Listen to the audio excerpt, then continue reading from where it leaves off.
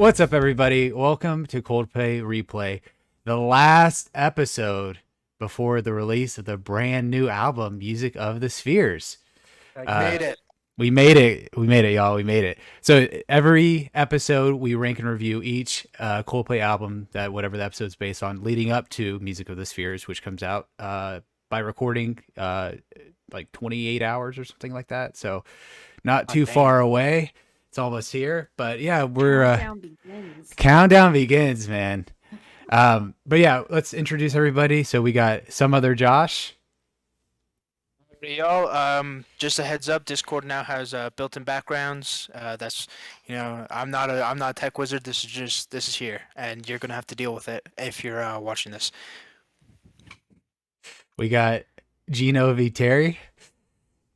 That's me. Josh got really framey. Josh, turn off your camera and fix it, okay? Because it's the background. It's the background. It's the background. It's the background. No, he's lagging. So we got Kate Rose 92. Me, I'm here. And we got Billy the Door. That's me, and today I made a perfect promo tweet for last week's episode and got it first try. Didn't make any mistakes. No mistakes. Really? I didn't see it. There's Did no I proof retweet it? otherwise. Did I like it? Did I like it, Billy? Maybe. I don't know if you liked the latest version. Wait, I need to check. The latest and only. Oh, yes, the latest and only. You version. tweeted Yeah, from your yeah. The Only latest version. and only Latest version. He definitely didn't tweet it promoting Music of the Spheres, which comes out in 28 hours. Oh, find out who else is on the list. Oh, and where we ranked ahead for the games. Okay. Nice. Ed Sheeran. Not Music of the Spheres. No, I never said Music of the Spheres. There's no proof. Exactly. By the way, Ed Sheeran, we're willing to talk. So if you ever want to come talk about it, we're ready. But yeah, let's get through some of the album facts. So 16 tracks, 53 minutes long. It was released on November 22nd, 2019. Ed Sheeran. It's their 8th studio album. It was produced by Rick Simpson, Dan Green, Bill Rocco, Angel Lopez, Federico Vinver, and Max Martin, who is going to produce. That's, Chris Martin's brother. We're not sure on that, just to clarify, but he is producing. He is producing Music of the Spheres, the new album coming out. Quick sales facts. So, as I've noticed, as we've gone to more recent albums, there's been less just data available, and as music just transitions more to streaming only, it's less concrete a little bit.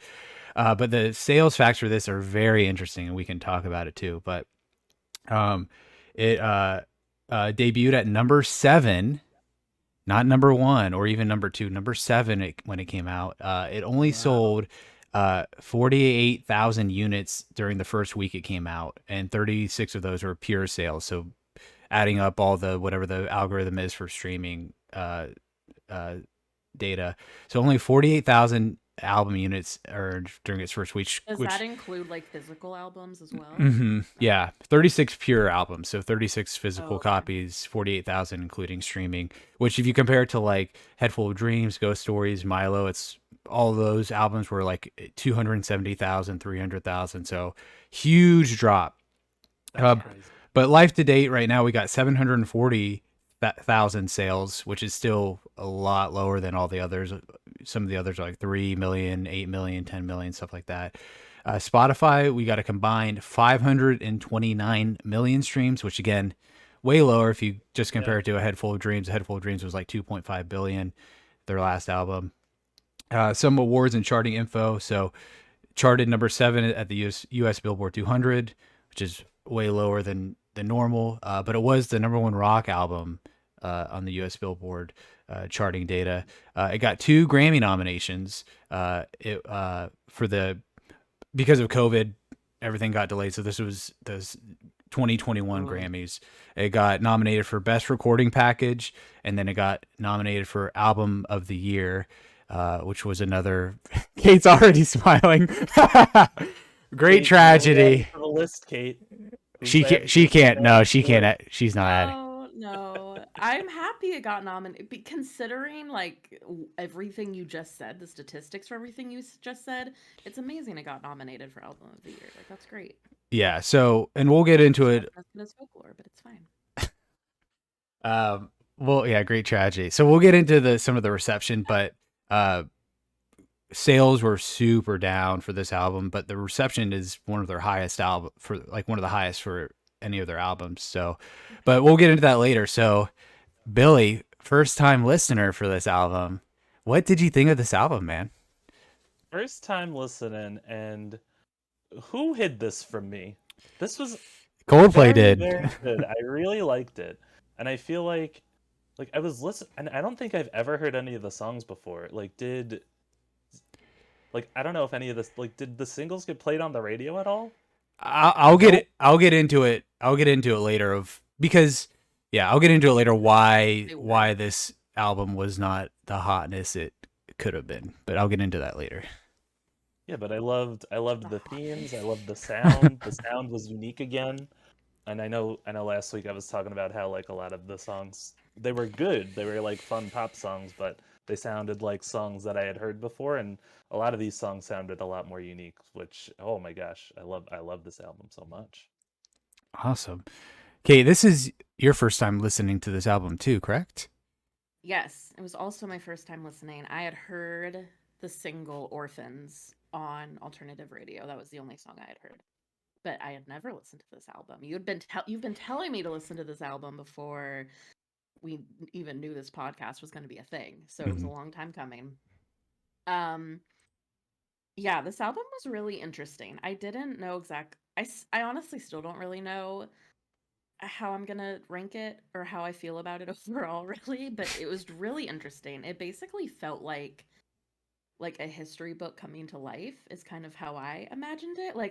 I felt like I was going through so many different like decades and periods of time and like traveling all over the world. It was like I was in 1950s America, I was in South Africa and Nigeria, I was in Syria, I was in like the Old West. Like it takes you all over the place, and yet it still feels like a concise album, which is really interesting considering that it talks about so many different topics. So it was a very interesting album.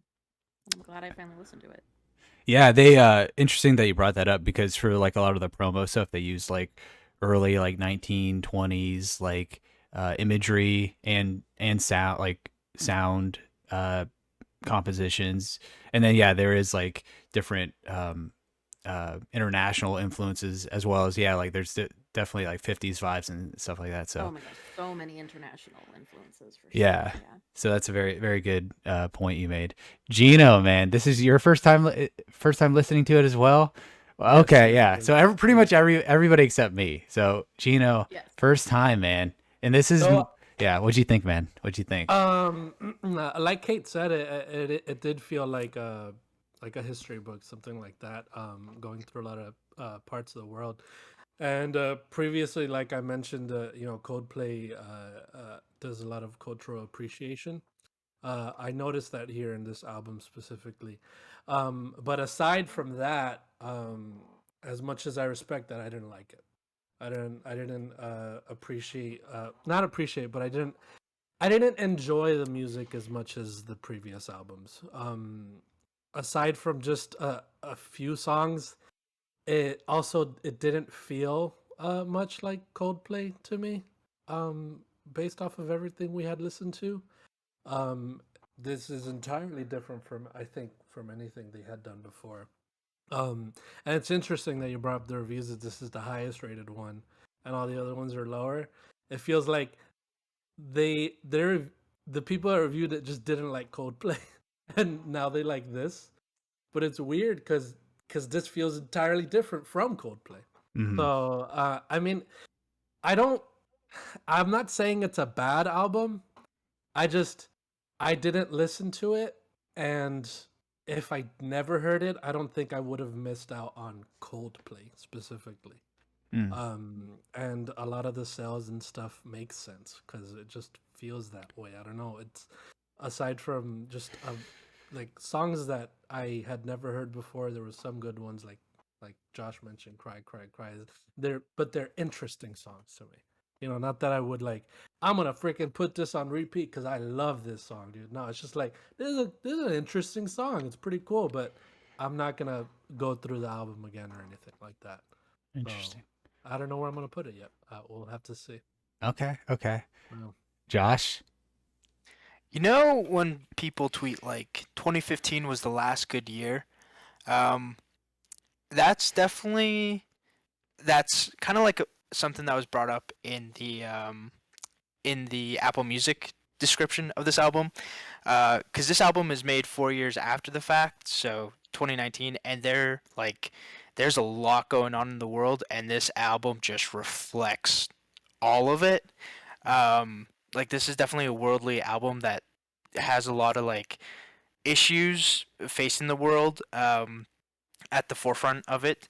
And like the Apple Music description talks about bringing people together, and this is Chris Martin trying to unite the world, and he does an okay job at it. Like it's a pretty good album. I'd say good, not great. There's definitely a handful of tracks in here that I really dug, but a couple that were like just all right. Definitely love the sound. Love. I typically don't like religious undertones in music, but there's a few here, and the sound, like the choir, um, the gospel choir on that one track was pretty unique, and a lot of overly bombastic sounds, and I liked it. I liked it. I'd say good, not great though. Okay. But yeah, it's not as fun as Adventure Full of Dreams. Come on, or A Head Full of Dreams. A Head Full of Dreams.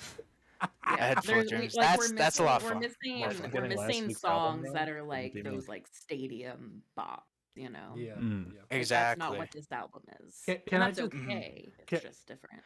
Can I bounce off of Josh for a second? Yeah. That he said that the religious undertones. I feel like throughout all their albums they've had religious undertones, but here there was some songs that literally felt like I was at church. So it was Yeah. like Right. that's that was jarring to say the least. I guess. Hmm. Broken with the capital E and Yeah. the gospel choir. But I'm a slut for a good gospel choir. Let me tell y'all. Like when that comes Don't in, say I was that like, again. ooh, baby. It sounded great. Yeah, so for me, I love this album. It's easily one of my favorites.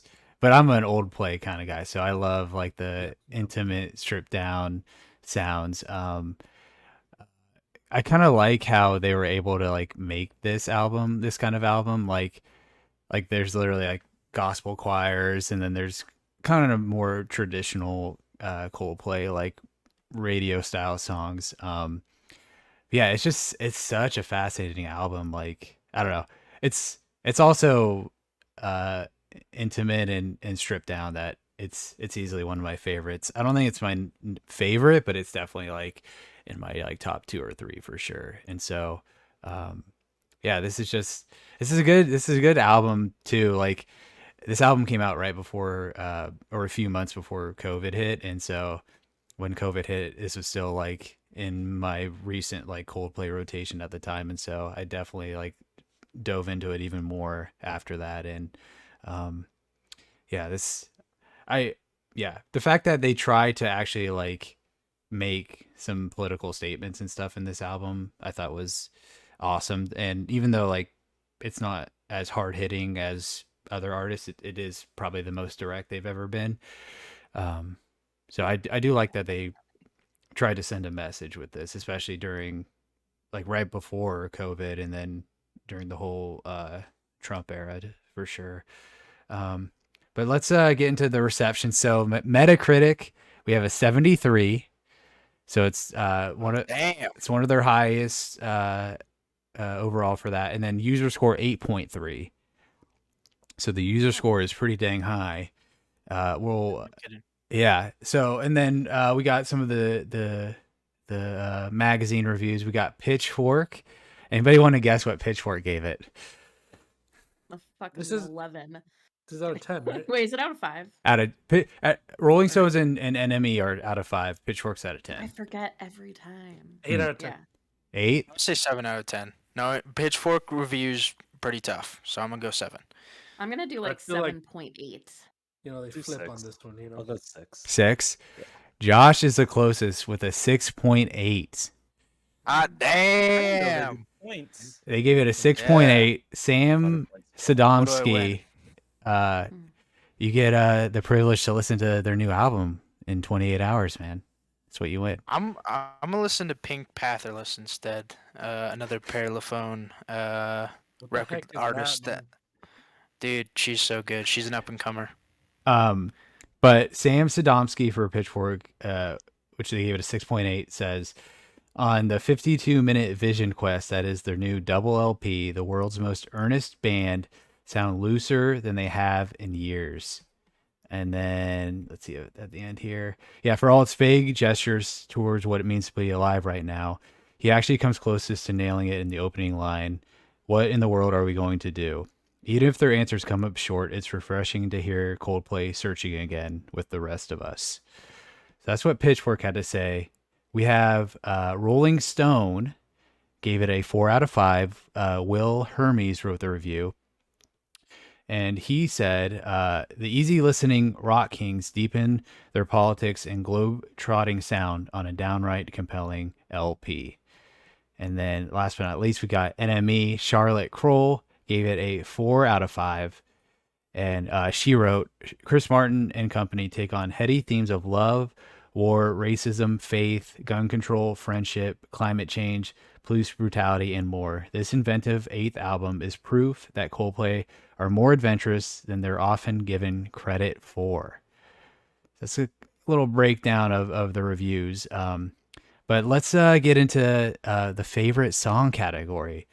So, Josh, what song made you Ooh. belt out during this listen? I'm gonna probably butcher this name. But Arab Skew? Is that it? Arabesque? Arabesque. Arabesque. Yes. Yes. That Orphans and Cry Cry Cry, those were easily my top 3. I also did really love Church. I really loved the beat on Church.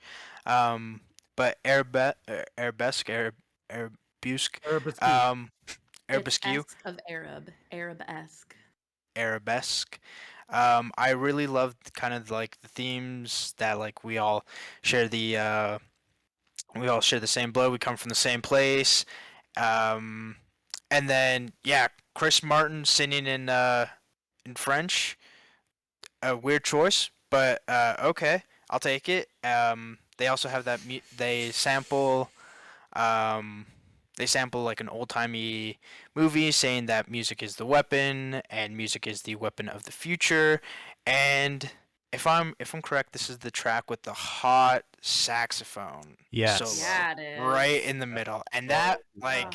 How do you not just go hard during that saxophone solo, dude? It was so good, and that's why it's number one. It's number one. The themes, the instrumentation, the weird French singing, all great. Kate, do you have a little knowledge on that song and why the saxophone slaps so hard? Do you have that off? Do you have that offhand? Oh, can we edit this? Because don't assume I have information. Okay, Wow. I can say it. All right. But Please say it. I wish I knew. the musician who plays the saxophone his name is who I'm pronouncing this right, Femi Kuti. He's like a Nigerian musician, and he is like one of the best saxophone players in the world. And so they got him for this song. Really? Yeah. And so they got him for this song, and yeah, like Josh said, like it's incredible. Like it just sounds like it doesn't sound like a regular saxophone. It's just like Right. it's like on a whole another world. So that's why that song is so unique, because they got this like famous international musician to come in and play the sax for him. Yeah. Gino, favorite song from everyday life, man. Which song made you cry, tears of joy? Orphans. I'm gonna go with Orphans first, because you know me, I'm a new play guy, and this feels like the most new play song here. But I also kind of Absolutely. like Church. I do like Church. There was a few songs that stood out. Others that I forgot that just mixed together. But Church and Let me think. Let me see here. Yeah, "Cry, Cry, Cry" is another one I thought was interesting. It's a song. I don't like it as much as the other two, but I do like it more than probably most of the other songs on the album. And there is one song that there's a few songs that do this, but there's one that I can't remember which song it was, and I was trying to look for it now, but I can't find the timestamp. Is there a part in any of the songs where Matt Damon speaks? That No. might have that might have been the sample on Arabesque. On Arabesque? Because Yes. there's a part where someone is yelling at somebody else. You mean? get out of Oh, the you way. Might mean? not be it. You mean? Is it like aggressive yelling or like good yelling?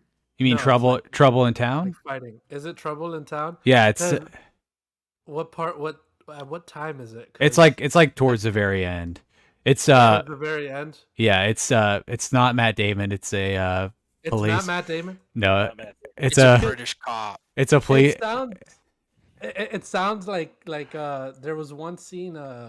You guys ever seen that video where Matt Damon like loses it with somebody that he's directing? Mm-hmm. Like it sounds exactly like that. That's why I just got it confused with it being him. But I guess it's not him. So. That is actually a Philadelphia police officer accosting a person of color. So Oh, wow, Yeah. that's very Yeah. interesting. Very interesting. yeah. It sounded like Matt Damon a little bit.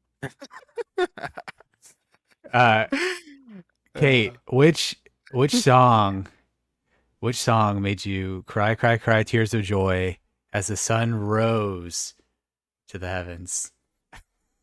Wow. Wow. I don't know if I felt anything like that during any of these songs, but Nice. yeah, I got to agree that Arabesque, like, oh my gosh, if you guys like see me in Twitch chats, you know that whenever like a stream friendly song comes on with a good saxophone, which is a lot of them, thankfully, I freak out and I was like cat jamming in my car. You know what I'm talking about? Like, Oh yeah. I loved it. Really like that song. It's really interesting. I also really enjoyed Church, like Josh said, like a really good beat. I like the melody. Again, like even though I also don't usually enjoy like songs with religious undertones, but I did like the concept of the lyrics kind of like relating like going to church to feeling like safe with like the person you love. Like I liked the lyrics of that one. Mm-hmm. Um and yeah, Cry Cry Cry was super fun. That was a song where I felt like I was in like an old like jazz club like in the 50s or something. Like a Have you- really really fun song. Like it's crazy to me that that wasn't like a cover of like a song from that era and that it was a song that Coldplay wrote because it sounded like straight out of that era. And then Orphans, obviously, it's definitely like, I don't know, probably like the more fun song on the album, even though like the meaning behind the song is actually like really depressing. So it's kind of it's kind of like that meme of like the black house and the pink house where it's like a Yeah. fun song, but then you read the lyrics and it's like, oh shit, okay. Um And then like a shout out to When I Need a Friend, which is the song with like the choir, because I grew up in choir and it was the harmonies in that were beautiful and took me back to my choir days. So I enjoyed that a lot. Awesome. Billy, what was your favorite song, bro? I think I also have to give it to Arabesque because it's just so hot. Like that Right. sax, it's so hot. It hits The so strumming well. on the guitar, you know, Strumming on the it's a good time. guitar. But yeah, that would be my number one. But also, um, you know, it might be interesting to say like I enjoyed this, but like I really appreciated Trouble in Town for like how it built, and then for yeah. like how it got like there was that clip of the police brutality, which was just like very very harrowing. How it built and led into like this. I didn't know, guys. contrast Okay, change. you know, I just thought it was Matt Damon. It sounded like I Matt just thought Damon. it was Matt I Damon. didn't know, man. I didn't know. It's weird Gosh, because you out guys of are- like out of all the like political and like serious shit on this album, in which there is a ton, that is the most like spoon fed to you. Is that like Yeah. uninterrupted clip at the end? And like, I don't know how you didn't pick up What do on you that. mean uninterrupted? It's so low in the back. Listen to it right now, dude. In Trouble in now- Town. It's so jolting. They're spoon, yeah, it's jolting, and they're spoon feeding you Screaming the at each other. reference, Talking dude. about Yeah, it they're I think screaming we're at talking each about other. different things. It's I okay. think it's I do have to say, like on that song, I'm so sorry for interrupting Billy, but like No, you're good. before I forget, I I later looked up and saw that it was a clip from 2013. And when I first heard it, when the like because you hear the police officer keep saying like his ex, like your real middle name or last name or something like that, I thought it was actually somehow a sound clip from like a Malcolm X like Mm. situation. And that's how I definitely knew it was about like police brutality at the very least. No offense, Gino. But I didn't know like the exact time frame of that. But yeah, Billy, please continue. No, yeah, and then I was also gonna give a shout out to Guns where Chris Martin said fuck, guys. It's like crazy. I First literally thing wrote I that on know. my notes. I was like, is this the first time we're hearing Chris It's Martin this- curse? damn. And First- that might, This is the first album with obscenities in it, profanity.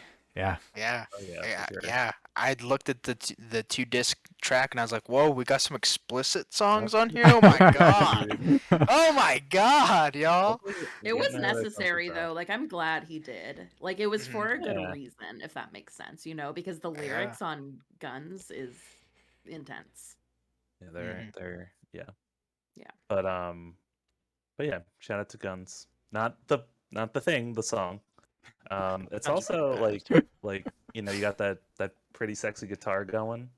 And then over with this pretty political message, which is important, and I think well Absolutely. delivered. But yeah, I also want to point out that there are 2 instances.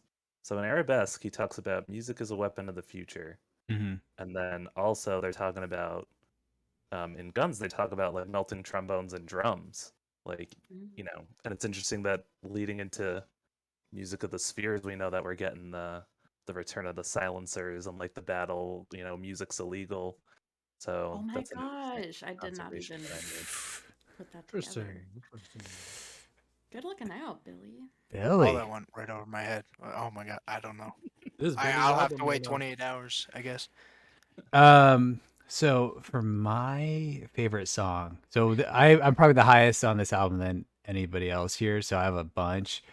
I'm just gonna go through the track list and just say which like I like Sunrise, especially as the Same. intro. It's a great intro, especially with the whole double LP theme of Sunrise and Sunset of the 2 Mhm. albums, or I guess 2 LPs. Beautiful. Church, the pace of Church is like it feels like it's like a light jog, man. Like you're just slowly, you're not going too slow, you're not going too fast. Absolutely. It's beautiful. Trouble in Town, that dour piano, and then the important Mhm. political messages that it's talking about, I think is super important. Broken. I love the choir. Like Yeah, same. I love it. I love it in this song. There's something about like that gospel kind of music that like I said earlier, like the fact that Coldplay was like, we want to do a gospel song on like one of our albums, like they totally, like, I just love how they branch into so many different like genres and kind of styles of music. It's the soul.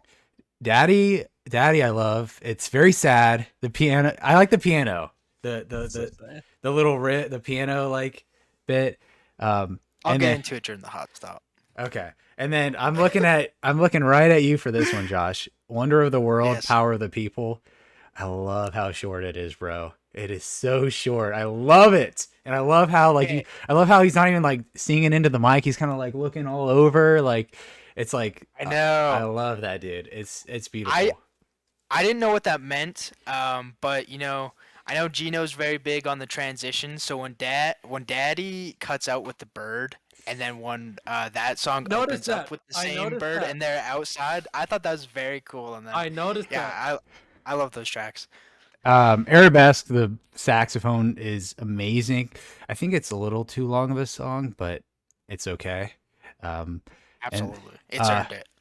and then Sunset Guns. I love the like jarring tempo, like with the hard guitar when he's like Mhm. saying stop too, like in the middle of the song, like Yes. not only for like That part is cool. not only for like the message of the song, but also like lyrically and thematically with the rhythm of the song. I thought that was brilliant. The song previous to that one also connects into Arabesque too, so that's those three connect right into each other. Mm-hmm. So it's like one big. So that's increasing your ranking on the album. Or Just think about that when it comes to that ranking. or No Matt Damon though. Orphans, like Yeah.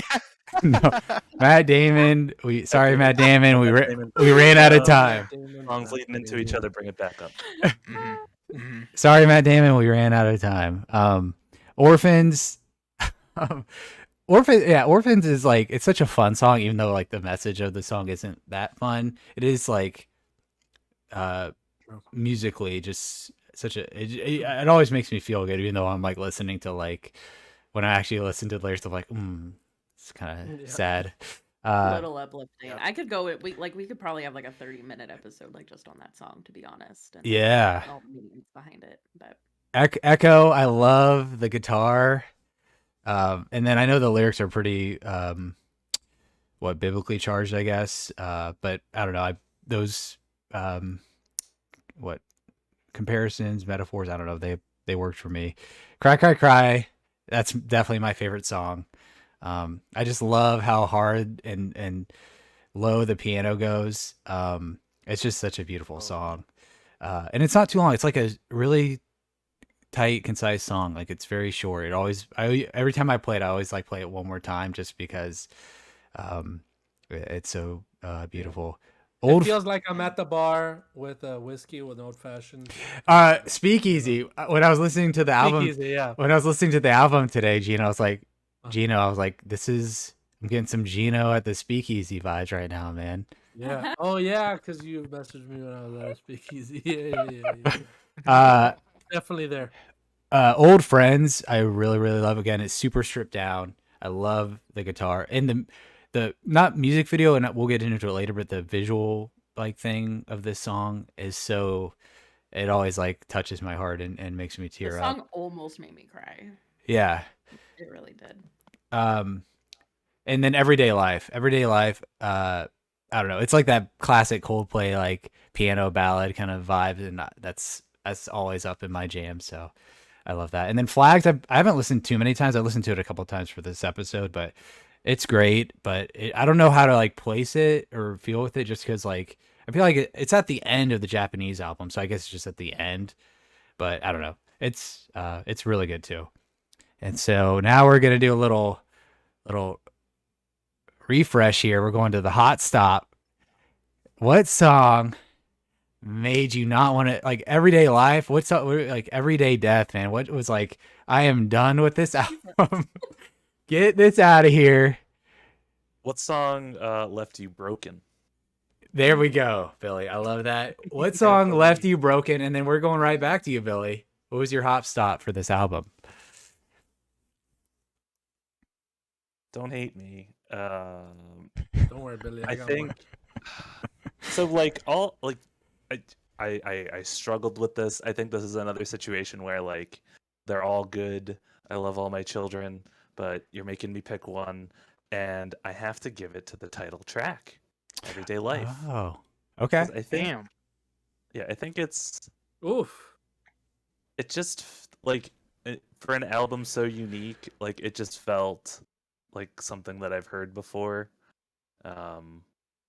Like you said, it was like a familiar like Coldplay piano ballad, which like, yeah, sure, but I think my problem was like there are other Coldplay piano ballads that I prefer. But I do like how it kind of ties up the theme because, you know, the whole album's been talking about like everyday life across the world and across time. So I do appreciate and recognize that, but I just felt like the song itself was a little weak. Okay. For my taste. Okay. I'm sorry. I'm gonna remember that. I'm just Oh kidding. no. Oh, no. Jeez.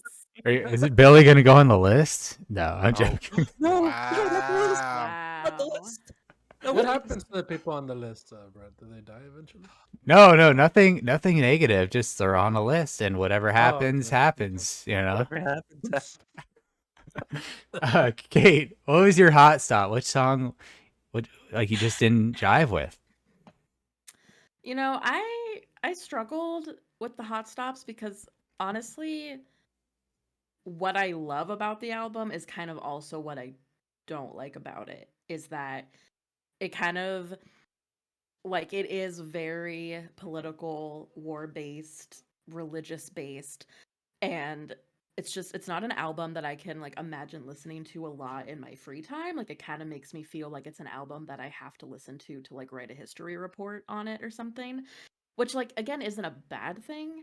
It's just I I'm just not a huge fan of music that's like really like specific when it comes to those types of themes. Mm. Like it's just not something like it's not fun. It's like I just don't want to like I don't know. I guess I'm just used to listening to like love songs, and because none of these really are like love songs, then it's more like I just don't want to like jam out to music and then think about like gun control all the time. Like it's good to think about gun control. It's just it's not what I want to do when I want to like listen to like good music. You know what I It's an mean? escape. Yeah, Like it's an escape.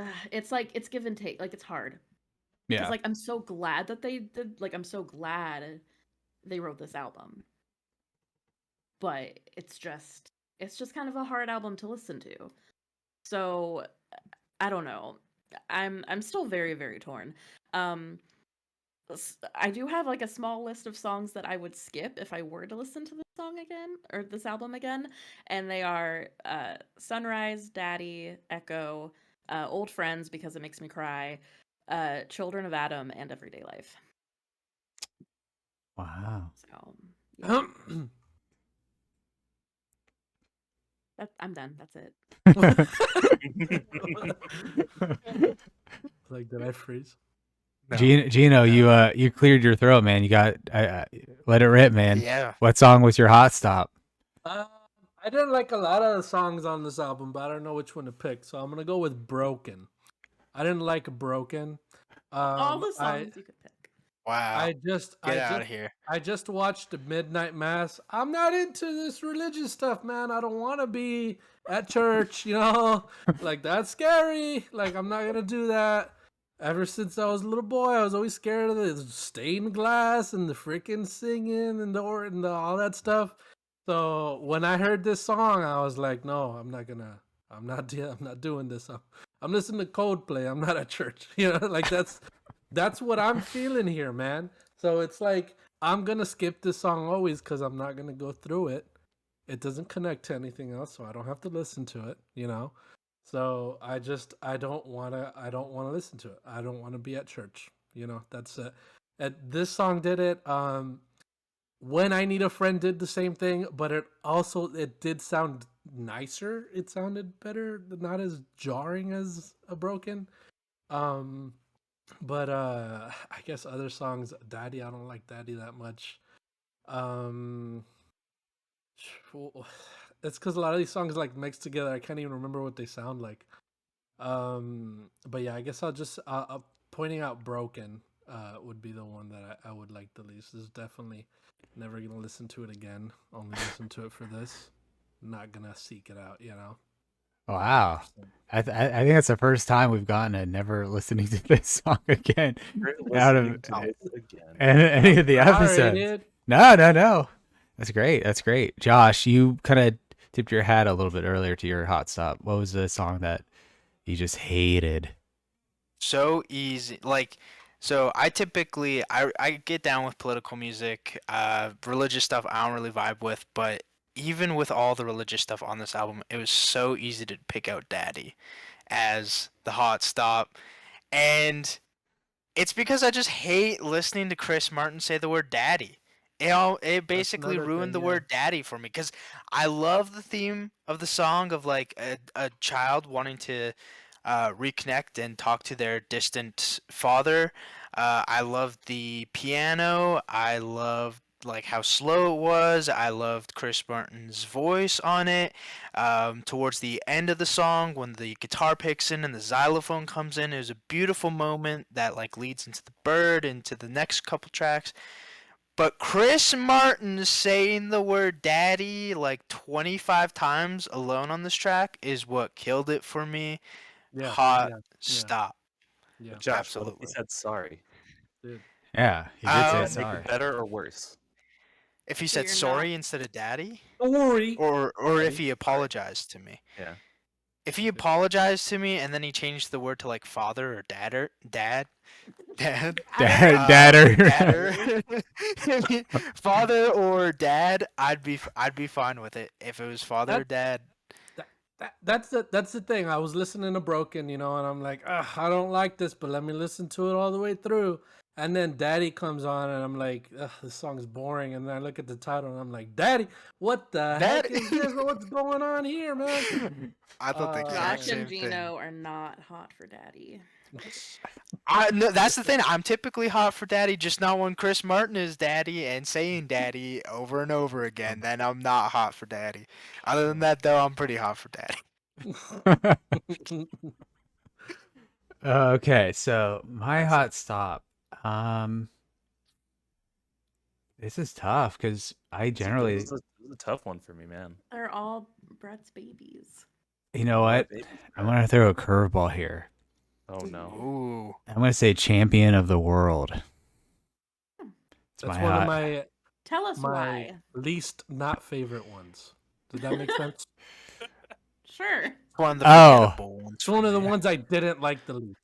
Um, so, and partly because it's one of the singles from this album, so like they put more little oomph into it than normal. So like I probably heard it a little more via promos and other stuff, via music videos and stuff. So, um, yeah, I don't know. Just trying to remember the lyrics. Like it just doesn't feel as like I know Kate, like you said, you don't like too direct. This song didn't feel like indirect political messaging or like meaningful messaging. Like it just talked about, I don't know. And then the music video is kind of weird. I don't know if you guys have seen the music video for Champion of the World. It's like I'm watching it right now because I didn't know there was one. And yeah, not a fan. it's essentially Chris Martin as like a kid going to like school and being at home and stuff. So imagine like Drake from the Fairly Odd Parents movie, but like Chris Martin. And Wait, you know the meaning of the song, right? no, you want to refresh my memory? Sure. The song was released as a tribute to this man, Scott Hutchison, who is Mhm. the lead singer of a band Frightened Rabbit, Uh-huh. who sadly took his life in 2018 after Oof. struggling with depression. And the song was released on November 20th, which would have been his 38th birthday. Oh wow, that's very sad. Damn. but Yeah. Now yeah. you gotta undo the hot stop.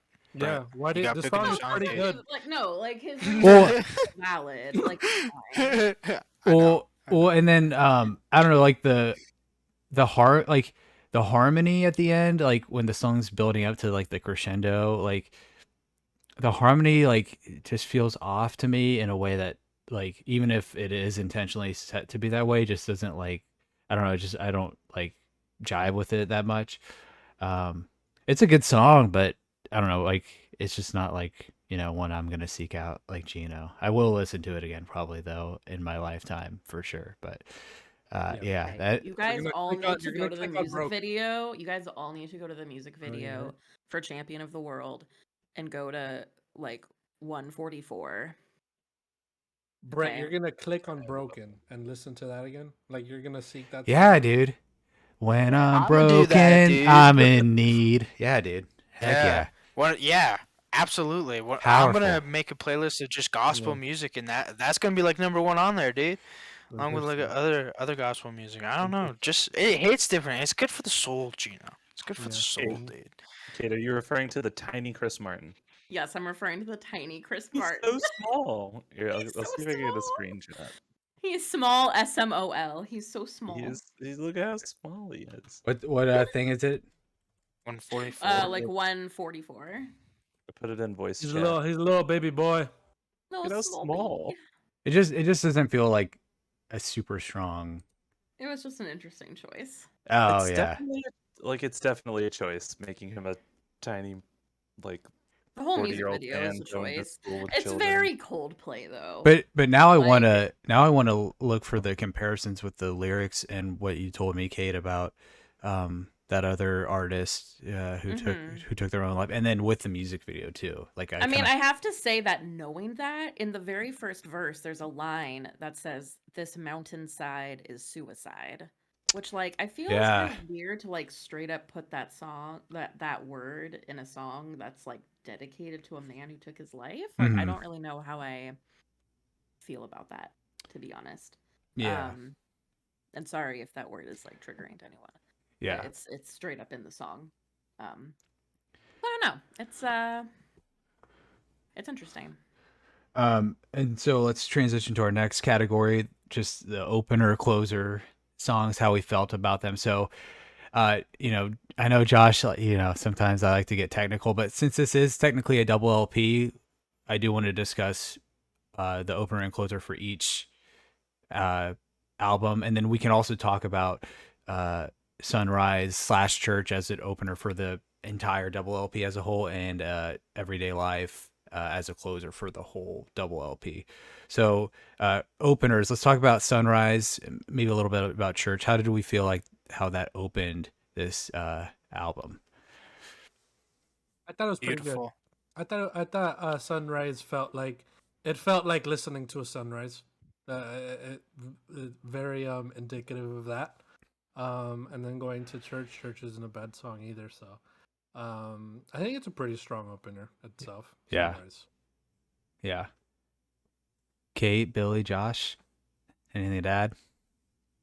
I mean, I said that I would skip Sunrise. I think as an instrumental opener, 2.5 minutes is kind of long. Mm-hmm. Personally, I feel like if maybe this was like a little less than a minute, I would enjoy it more. Because if you just listen to Church, it does have like a little bit of a slow melodic opening. So I feel like just having Church as the opener would have been fine. Or maybe just having like a bit of Sunrise. I mean, having a song called Sunrise is a nice start Mm-hmm. to the album for sure. I don't think that Church being a first track would have like made as much sense. Yeah. But yeah, I personally think that 2.5 minutes for an instrumental, as beautiful as it is, like it makes me feel like I'm watching Pride and Prejudice or something, and that's great. But you know, I'm not watching Pride and Prejudice, so Yeah. You have bewitched me, body and soul. oh, don't make me cry, Gina. Don't make me cry. And So, go ahead. I was just gonna say, so I know last week we talked about, or I talked about like how I liked the difference between, you know, how Ghost Stories opened versus like I loved how Head Full of Dreams opens the last album, and I honestly love how this album opens as well with like that intent, like the intense strings. I'm like, oh, this is something like we're going to another thing that is different, and I thought, you know, I welcomed the, you know, less poppy sound, and I think it kind of like set the stage and set my expectation of like, oh, this is going to be something that's like a little bit different, maybe going back to like, you know, Viva La Vida had a lot of strings in it, so you know, maybe it's going to be something like that. But yeah, I definitely liked how it opened. If they made like a visual like film that like went along with this entire album, both LPs, then I think the instrumental would like, I can imagine. Wait, is there one? Why are you raising your eyebrows? I'll get I into know that they got nominated for like a visual thing, but I didn't know if there was like an actual. Uh, I just like if I was like sitting in a theater like watching a Coldplay film of some kind, then I feel like the visuals that they could put with Sunrise would be beautiful. Yeah, I'll get into it in a bit Okay. for that. And so yeah, let's go to Guns. So Guns technically opens the Sunset portion of the album, that LP. So how do we feel like Guns opens that second half of the album? I think it's a weird choice. personally. Uh-huh. I actually didn't notice for some reason. For some reason, I thought Orphans was the beginning. Yeah, it's just Uh, not a memorable song. No, Guns is super memorable. I don't know. Yeah, I think I, it. yeah, no, go ahead. I think it would be like if you said this is an album and we're starting with this song. I think it would be pretty jarring. But I guess like as a part of a double album, like I get like I guess there's a little bit of a like it doesn't even really mark a tone change necessarily. Well, I get it might. Well, Now there's that I'm no looking other at, song like, that Orphans sounds is like next. that on this whole album, Yeah, though, yeah. But even which I think like is kind of weird. I almost feel like a song like "Cry, Cry, Cry" or like "Old Friends" or something like that would have been like a better start, because considering that this is disc 2, like if you have the physical CD or vinyl, like you're basically like starting a new record with that song, you know. So Mhm. like it is like setting the tone, so to speak. Like I kind of wish they had a song that was like Sunrise, to be honest. Mm. Because like is there a song that, because there's no song that's sunset. It's just like referred to as like the sunset Right. part of the LP, Right. you know? Like I kind of wish they had a sunset song, you know? Mm. Yeah, for me, like, I don't know, the the more like abrasive tone of the song for me works with the whole sunset like getting dark. So it works for me on that, and Mhm. I like the song itself, and um Hmm. yeah, the like I don't know, I guess But there's both. the thing that's interesting. I'm so sorry for interrupting you, but there's like dark songs on the first That's what I was gonna say. album. I was like looking at the track list. I'm like, yeah, Yeah, we got Trouble in Town, we got Daddy, like, yeah, yeah, that's you know, interesting. yeah. Um, yeah. and then we'll go to the closer of the entire. Or yeah, When I Need a Friend. How do you guys feel like that closes Sunrise? Do you feel like that's a good way to close that first CD, as Kate said? I do. I love just like how over the top the like the vocals are on it.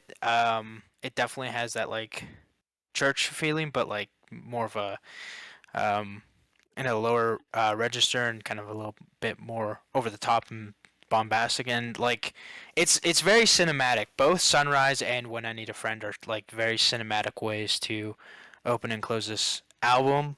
It's just yeah, Sunrise transitions into church, which is a great transition song, and then When I Need a Friend, if you're listening to this back to back, transitions into Guns, which is very jarring as an opener and feels kind of out of place. Okay. I think When I Need a Friend is sort of, it's a good closer in general. Um when you're comparing it to Sunrise, Sunrise feels like the beginning of something. And When I Need a Friend sort of makes me think of Christmas, like that Mm. time of year. So it feels like the end of the year, kind of, That's just the choir vibes. that vibe. Yeah, Yeah. it's just that like this is the end of something vibe. So that When I Need a Friend feels that way, like it feels like a good ending. Okay. Okay. Then Everyday Life, closing the entire album. How do we feel about that song specifically, ending this journey that we all went on together and separately? I'm listening to it again. Hold on. Billy, Let me you find you And kind of it makes sense. yeah. Yeah, I already talked about it, but I think like as like a thesis, like you're summarizing your thesis at the end of your English essay. I think Everyday Life accomplishes that goal. Saying like we've taken you on this journey of we've gone to we've gone to America, we've gone in the past, we've gone to Africa, Syria, all these different places, and we've shown that life has ups, life has downs, but at the end we're all the same people, and you know, beautiful, beautiful. amen. Yeah. Yeah. Mhm. That was beautifully said. I mean, Couldn't have said it I think you better. talked I about it. agree. I Yeah. agree. Yeah. Like I think it was one of the magazines that reviewed it that talked about like the first line of what in the world are we going to do? Hmm. And like the rest of the first verse is look at what everybody's going through. What kind of world do you want it to be? Am I the future or the history? That's Like Hmm. it my favorite definitely sums lyric. up, you know, Lyric. Yeah, I feel what I'm like trying to push here. kind of like what Billy said. Like it does a great job. Like this album's called Everyday Life, this and then this song is called Everyday Life, but it's not like here's the answer. Like this song is asking so many questions of what that could look like, and um, I think that's just part of the human experience in terms of some questions we will never kind of find the answer to, and it uh, um, literally, and then one of the lyrics in the song is "Got to keep dancing when the lights go out." So just that theme of perseverance and continuing to fight for life, justice, and all that. So I feel like it's a pretty good closer, and it's a piano ballad. So like it really is like this like momentous like kind of emotional um, Yeah. swing to end that album's journey. Um, so we'll transition to title track, which I guess is Everyday Life. We kind of just talked about it, and Sunrise kind of just talked about that. So I guess we don't really need to go into that too much. Music videos. Does anybody have any memorable music videos experience with this album? I know, like, we talked about Champion of the World a little bit, but there's technically Orphans, Daddy, Everyday Life, Cry Cry Cry, Champion of the World. Damn, Daddy has a. Oof. Yeah, it's actually pretty cool. It's like this, like, Is it? I did not know there were that many videos. uh, and Trouble in Town has one as well. Cry Cry Cry or Daddy is like this, like, like, paper mache, like, um, Oh no. Mhm. thing. It looks pretty cool, like with like all these strings and stuff, and the water, the way the water looks. It's a pretty visually distinctive. Uh, Okay, Cry Cry Cry is adorable. that's what I was saying, Kate. When you were like, this feels like a '50s like jazz club or something. Like it literally This is. looks like the opening. If you know the movie Across the Universe, which is like the Beatles musical, it looks like the opening scene where they're like at a school dance. Like that's basically what the music video looks like, and it's so Oh, cute. okay, yeah, wow. For Um, a hot song. I'm trying to think. Got some hot dancers. Yeah, Cry Cry's music video is very sweet. So I definitely like it. It's might be my favorite. And the Although, 4 band members are like crowded around like the old-fashioned microphone. It's really mhm, cute. Doing yeah, bump bump bumps. Like it's cute. yeah, I like it's it. it's just a good time. Trouble in Town is like the song itself is a pretty like serious song, and so the music video kind of reflects that. But of course, like classic Coldplay conventions, there instead of people, all the characters in the music video are like animals. So there's like foxes and turtles and all sorts of different stuff like that. So, but a lot of It's like them, Zootopia vibes. yeah.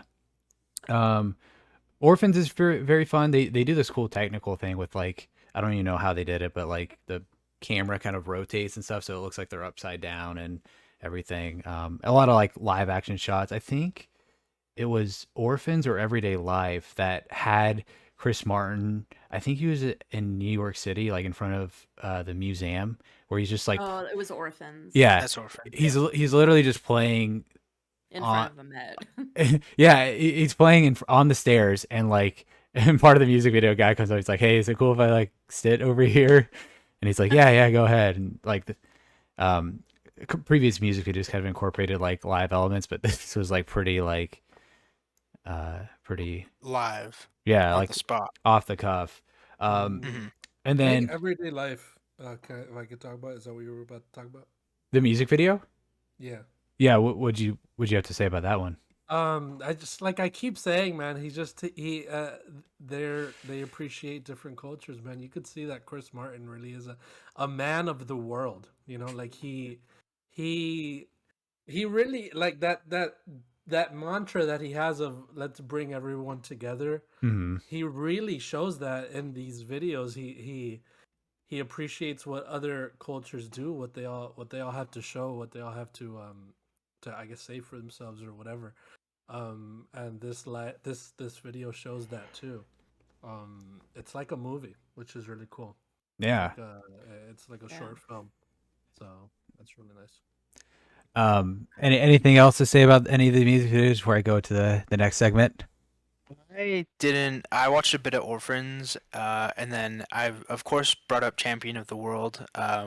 When Billy mentioned that. Y'all remember in Ant-Man 2 when he goes to his daughter's school and he's like shrunk? Uh, yeah. Yeah. That's kind of the vibes It's I'm like getting here. that. Yeah, it's literally like that. It's like little Paul Rudd and then little Chris Martin. And Climbing into I the van.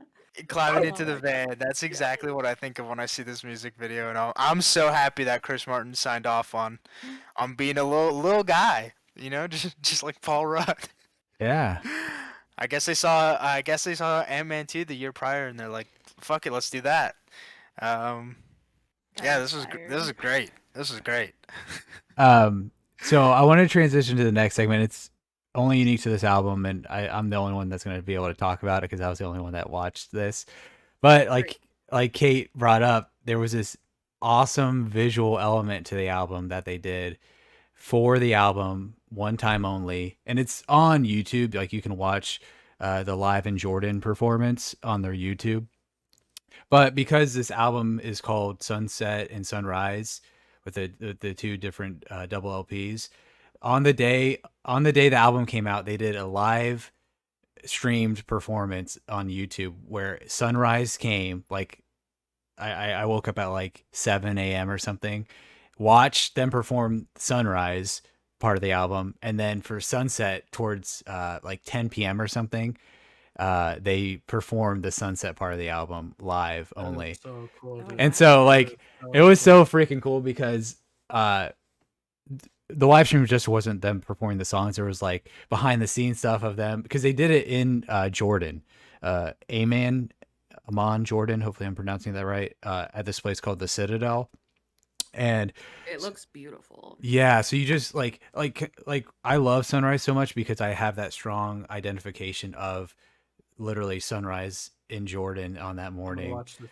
Yeah, it's so cool, and the live performances are great. Like and kind of like for Arabesque, they have Femi Kuda come. They have like all the people who were involved with the album perform their stuff for that live show, uh, and yeah, and so like watching the behind the scenes as they're getting ready for the show, like because you were able to watch like behind the scenes stuff of the album, like watching them get ready for the sunrise portion and watching them get ready for the sunset portion and all this stuff. It was just a cool experience that I've never had with any other album. I'm sure maybe y'all could bring up stuff that other groups did or other artists did, but it was really cool. And then a big thing with this album too is they did not tour this album at all. Like with Ghost Stories, how I said they did Yeah. like 8 shows. I want to say with this Mhm. album, they did a live performance of Orphans on SNL. They did like one show at the London Natural History Museum, like maybe like 3 or 4. Like they did not want to they or yeah, I think it was intentional, but they did not tour this album at all. So Was like it because of COVID? no, Or no, did they no. just choose not to?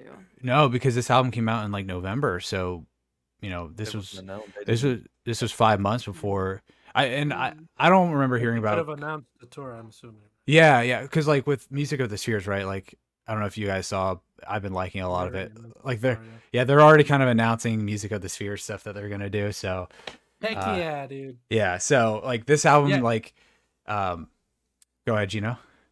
it says here it was the first and only time the album was performed in full Yeah, broadcast live around the world. yeah, first time they've performed, the only time they did the whole album Mhm. live, like in full, like all the way through, like so that was definitely unique. But let's transition to favorite lyric. Josh, which oh Gino, you want to go first, dude? You raised your hand. Can I go first? Yeah, what was your favorite lyric, bro? Wow. Because Wow. when Kate mentioned it, I was waiting to talk about it already. It's from Everyday Life. Uh-huh. It's literally the first two lyrics. What in the world are we going to do? Look at what everybody's going through. How did they write this? And then now we're in COVID. Can you believe that?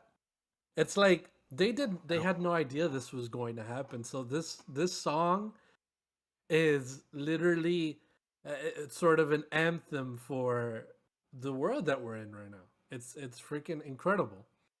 So that just starting those two lyrics right there is like yeah, what in the world are we going to do? That's so powerful and strong, specifically for what we're going through now. It's crazy. I don't know how impactful it would be if it was the before times. Call it Well, that. remember this Right was now. still like the end of the Trump 5. administration, so a lot of people were Yeah. going through some Yeah, The world that was tough already yeah, time. very fucked up. Just got way worse during 2020. 100%, 100%. But yeah, like it's just yeah, this what in the world, Reagan? Look at what everyone's going through because everybody's going through something. Hmm. So of course that's intense to start with that, and it's everyday life. It Exactly is. what it is. Yeah, Yeah. it's wild. Kate, what was your favorite lyric from this album? I wrote down a couple, and surprisingly, they're not from my favorite songs, but it was just like as I was listening, like my ears perked up like Hmm. at these parts. And one of them is the line from Everyday Life that Gino just talked about. Yeah. Um, one of the other ones is from this song Old Friends. We all melt back into the picture, raindrops back into the water. I just thought that was a really like beautiful visualization. Um, and then from the song Flags, which I don't even know if everyone's listened to, but I really like the line that I think is in the chorus: "There will be no flags to own me because I just want to be myself." I Hmm. just like, considering that him singing about like um refugees, like that's a big topic of this album. Like I just thought that that was like a really beautiful line too. Yeah, that's great. Billy, what was your favorite lyric? 8. I can't believe you did this to me. You stole my line. Ooh, I We had can it have down. we can Welcome to have the the same. picture, raindrops We can back in the share. water, old friends. Yeah, because I feel like with these times and all, I feel like we've all had friends who we've drifted apart from, and friends who we'd love to talk to again, but we've just lost track of each other. We don't know what everything that's going on with them. So that definitely hit me in the feels. Um, and then also, even though I said it was my hot stop, from Everyday Life, I really like the line, "You got to keep dancing when the lights go out," because even though we're having these awful, terrible times, there's still some joy to be had. Like all the friends that we've made, like this, like we all met each other, and we're doing this podcast, and we're all having a good time. Like how crazy is that we're able to find this joy Wild. in these bleh, you know Hmm. love it. Mhm. So Josh, those are my two because Kate stole one of mine. what was your favorite lyric, Josh? I was afraid everyone was gonna steal mine, but yeah, mine he was is gonna go everyone's. first too. He was gonna go Yeah, first. exactly. And I was gonna go first until Gino stole it, and then I got bumped to back at the line. So I'm surprised nobody stole this. Everyone's going fucking crazy. Maybe I'm crazy too, baby. Chris Martin just saying fuck. Oh my god, it was fantastic. That's the only reason I love it, because he says fuck, and then if someone was gonna steal that from me, I was gonna go only save your lookalikes and fuck the other ones. The other time Chris Martin drops the F bomb on this album. Fantastic. Fantastic. Okay. Okay. So, so my favorite lyric is from Old Friends that I kind of alluded to earlier. And if you guys can, you guys got to pull up the Old Friends performance from Everyday Life live in Jordan, because if you just skim through that song or the live version of the song, it's him and Johnny Buckland, the lead guitarist, uh, just them two. It's not the whole band; it's just them two. None of the extra stuff. It's just them. And knowing that they, out of the whole group, they've been friends the longest, and they're the first two members of Coldplay in terms of just order of how they joined. Like them, like singing the song to each other, like with that added context, I was like, oh, like That's it's cute. so sad but awesome and happy. And then the meaning behind the song too, of Chris writing it for one of his old friends that passed away early, was just made me love it even more. But my favorite lyric is, Time just deepens, sweetens and mends old friends. And yeah, Yep. the whole song is just so beautiful. I love it so much. But I want to add one more because we all kind of listed a couple here. Let me go back to. Absolutely, yeah. I'm gonna go to Cry Cry Cry There's because a it lot. was my favorite song. This song has a lot of good lyrics. I feel like they all So do, but yeah, from Cry Cry Cry, um, the very end of the song, for your miracles outnumber all the stars out in the sky. Uh, that just hits me personally. But then like kind of even comparing it to like Yellow, all the way back to the beginning of Coldplay's journey as a group with using stars as alluding to like someone that you love. I just very very beautiful, very heartwarming. Um, but let me go through some background info that I wanted to go through, and then we'll get to the rankings. So yeah, this was the first album by the band to feature profanity on the tracks "Trouble in Fuck yeah. Town," "Arabesque," and "Guns." And it was the second album not to be supported by a major worldwide tour. The other one being Ghost Stories, which only had 8 live performances, but it wasn't really a tour. It's technically Coldplay's first double album, even though you could kind of look at X and Y, how they split, even though like Spotify and stuff doesn't split up X and Y by 2 groups like it does for Everyday Life. The CD did have a differentiation of X and Y with different track listings for that. So technically it's their first double LP.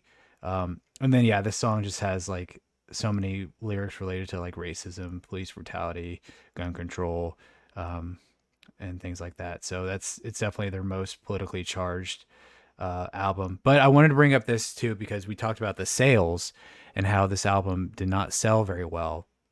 So the album came out on November 22nd, 2019. Does anybody know or anybody want to guess when they started promoting this album at all?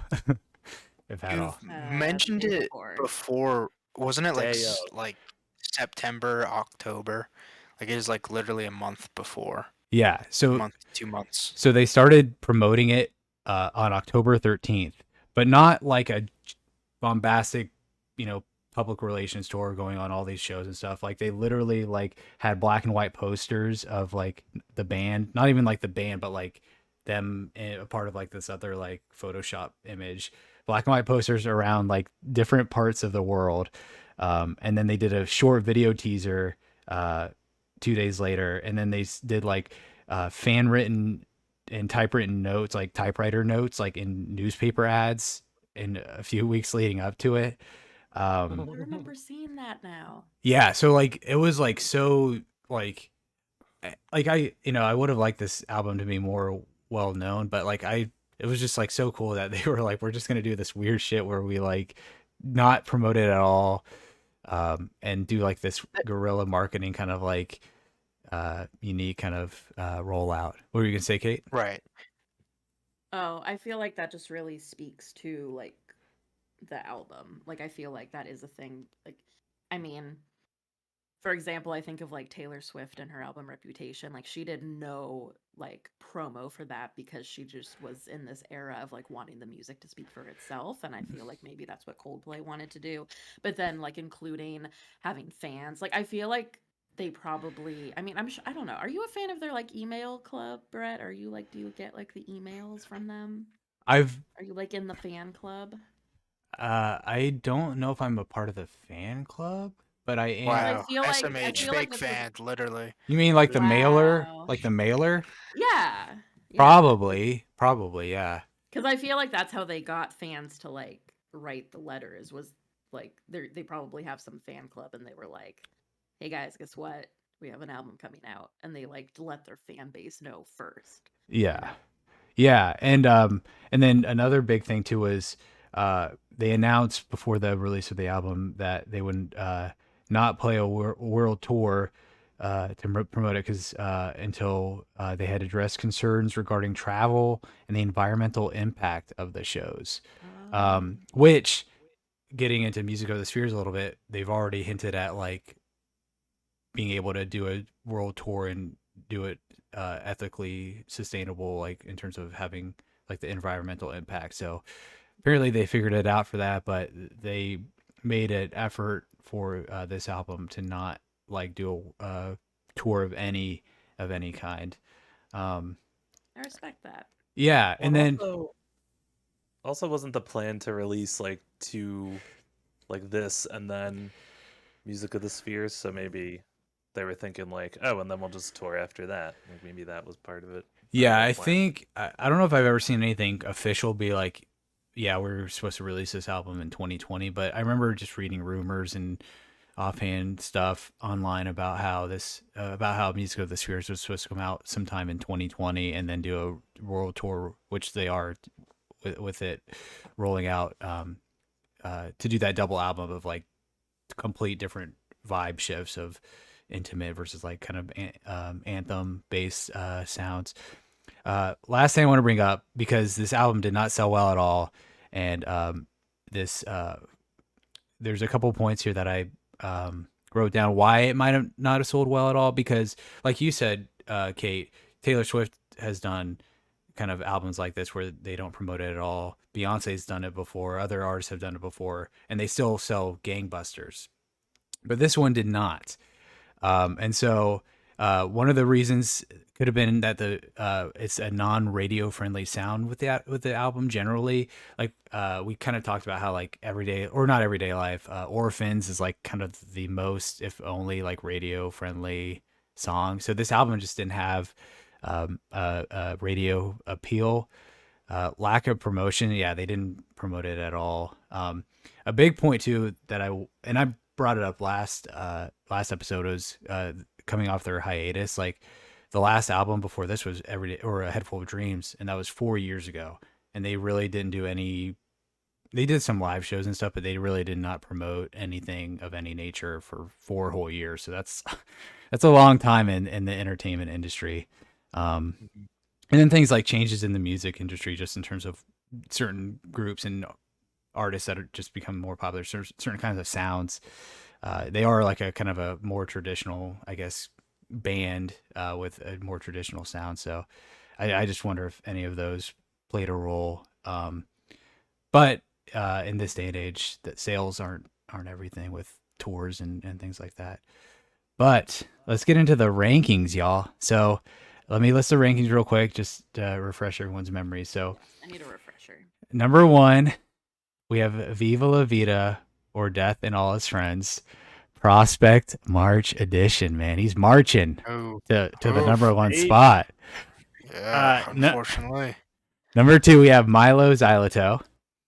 Number 3, we have Parachutes. Number 4, we have a Head Full of Dreams. Number 5, we have A Rush of Blood to the Head. Number 6, we have X and Y. Number 7, Ghost Stories. So, y'all, where would we rank Everyday Life? Josh, where would you rank this album 1 through 8? 1 being the highest. 5. I go under A Head Full of Dreams. Okay. Absolutely. And then I do still love A Rush of Blood to the Head and X and Y, but I liked how impactful and worldly the message was here, and the instrumentation on certain tracks really dug it. Like I really dug. So yeah, definitely not as fun and as great as Head Full of Dreams though. Okay. Gino, where would you rank this album, man? 8. Oh, Yeah. over Yeah. Ghost Story or under Ghost Stories? I like Ghost Stories better than this album. That's You're all I'm thinking. you and Matt like- Damon, both y'all are fucking crazy, dude. I enjoyed Ghost Stories more than this Stop. album. Not to say that the album is bad. All these albums are good in their own way. But when I'm counting the albums down, I'm gonna say this one's last for me. I don't like it as much as the other ones. Wow. Okay. Yeah. Bruh. Kate, where would you rank where would you rank Everyday Life? I think Sorry, can you give me the current ranking starting from the bottom? So bottom is Ghost Stories at number 7. Then we have X and Y at 6. A Rush of Blood to the Head at 5. And then A Head Full of Dreams at 4. Okay, I think I would put this above X and Y. So 6? Yes. 6, okay. Billy. Looks like you're doing a lot of thinking over there, man. Again, I'm torn because like I think Rush of Blood to the Head is way too low. Mm-hmm. Same. Blame the new players, bro. Blame the new players, man. But like,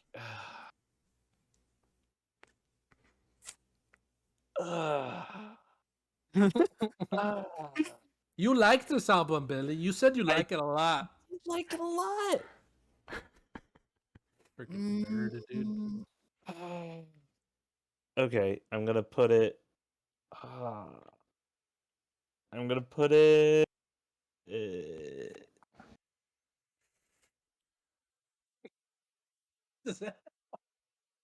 Four. Billy. I'm gonna do it. I'm gonna put it at nice. 4. 4? Put it at 4. It's right between Parachutes and Head Full of Dreams. Right in. Right in the Well, middle. are you crazy, dude? in You're there. crazy, man. Wow. Right in there. You're crazy. Like I'd put. Yeah, it's just it's with all the things. Like I'd put Rush of like I think I like Rush of Blood more than it, but like. Next week we'll have our own individual rankings, and we can all. Yeah, I know. I'll I know it's see. a group effort and all. It's part of the fun, right? It's all part of the fun. Yep. It's, yeah. Featuring Tovlo. You have Featuring an Tovlo. you have an anti Head Full of Dreams agenda, dude. Between your tweet earlier and now this, Listen, something's I don't know what going you're on. talking about with a tweet today. I should have Like, there's screenshotted. nothing. Goddamn. There's no proof. There's You no. have an you cannot prove. anti-head full of lifetime, Billy. Here. Wow. Yeah. Yeah. All right, Brett, where are you gonna rank it? Okay, so I kind of want to rank it higher than I probably accurately would because. No, don't do that. Well, Don't do that. hold up. Hold up. Oh my God, he's playing the game. Hold up, He's hold up. waited to the end. He's waited to the end so he can manipulate the. Exactly. Hold up. Mhm. Until I haven't given my ranking yet. I have not, and all of my rankings have ranked it any differently than I would have. Like, I've holistically, like, I've ranked it, like, just where I thought they would go in this group list. I'm not. Yeah. Josh here, he's already broken the seal. He's already gamed the system. He's already gamed the system with How did I Milo. game the system? How did I game the system? You voted Milo Xyloto number 1 because you thought Viva La Vida was too high. No, dude. No, I voted it Oh, number come 1 because on. I sat there and I remember this. thought about it. I I remember sat this. I there was and I there. thought about it. All right. Brett, I- I'm all for it. Play this game however you want. But guess what? I'm a better person than Josh, so I'm not gonna do that. Wow. Taking the high road. I'm gonna give it a 4 too. I can't rank it above Parachutes. I'm gonna give it a 4. But you'd rank it over A Head Full of Dreams. The tour you saw them on. Yeah. Wow. Yeah. That's crazy. That's crazy. Absolutely. You just hate fun. All y'all just hate fun, Absolutely. man. I think I like the Yeah. song "Fun" more than everyone here. Listen, I'm a fan of Tovlo as much as the next guy. Oh wow. I like fun. Adventure of a lifetime. So, ranking, we have it at 5.4. Comes out the math of adding up all of our scores, dividing it by 5. So, our new ranking is Viva La Vida, Milo Xyloto, Parachutes, A Head Full of Dreams, Let's go. A Rush of Blood to the Head, Everyday Life, X and Y, and Ghost Stories coming in at number 8. I'm okay with that. I'm So, okay with that. yeah. Allow it. So, I think X and Y should be last though. oof. You're Okay. crazy. Okay. Yeah. Listen to Talk, dude. You need to listen to Talk again. So we'll do one quick segment and then we'll jump on out of here.